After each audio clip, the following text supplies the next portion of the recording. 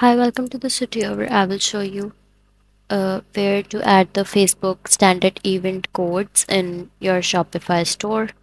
So let's get started.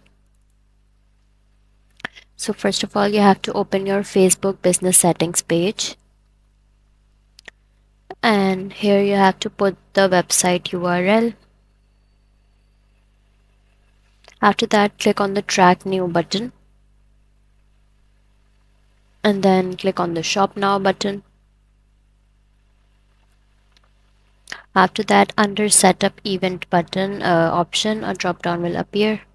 Click on select an event, then the value and currency accordingly, put whatever you like and click to confirm.